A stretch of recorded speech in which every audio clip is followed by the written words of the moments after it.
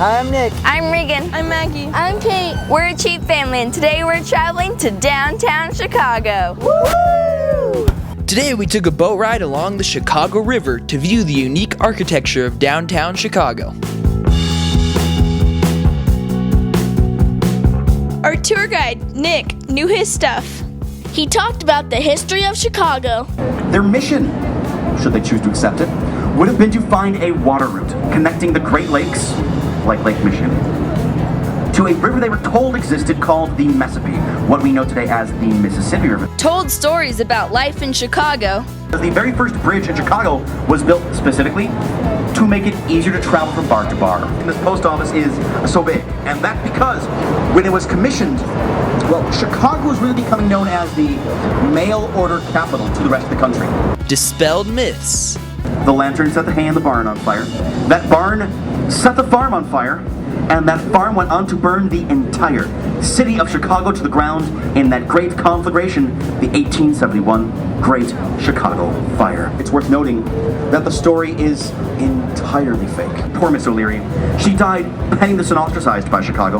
We felt so badly about it that when the truth came to light about a century later, we had our city council publicly exonerate her and her cow Daisy of any wrongdoing.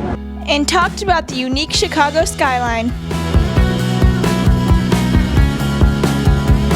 See famous buildings like the Wrigley Building. It was a very popular style of structure from the 1850s through the 1920s. It was all about designing very decorative, ornamental, and honestly very lovely architecture. The Merchandise Mart. The building has a lot in common with the current tallest building in the world, Burj Khalifa in Dubai. Both were designed by architect Adrian Smith. This one in 2009. Trump Tower. And this one, the winning design, took its inspiration from the Cathedral of Notre Dame. Tribune Tower. So, Bertrand Goldberg wanted to entice these suburbanites back to the city by offering them all the comforts of the suburbs. Building what he claimed was a city within a city, a suburb in Chicago. In the Willis Tower.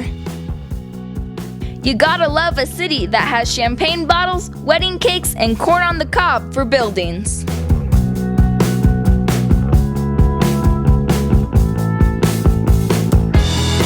The Chicago River Architecture Tour is a great way to learn about the city.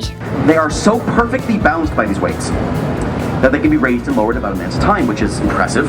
What's more, these bridges can be raised and lowered in about a minute's time entirely by hand. A team of 8 men or women, 4 on either side of these bridges, can raise and lower them without any motor or electrical aid, which is just incredible when you think about how heavy they are. It's relaxing.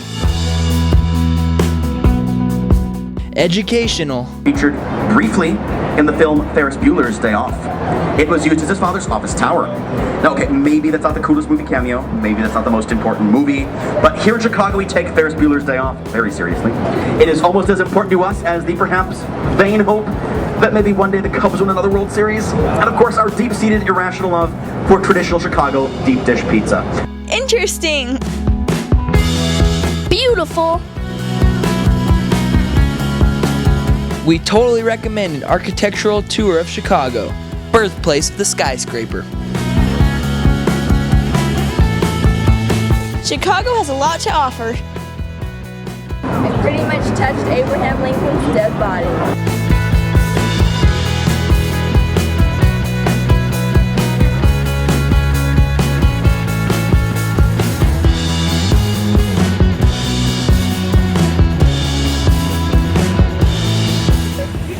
From downtown Chicago, this is how a cheap family travels. Party in Chi-Town! Yeah. Hello.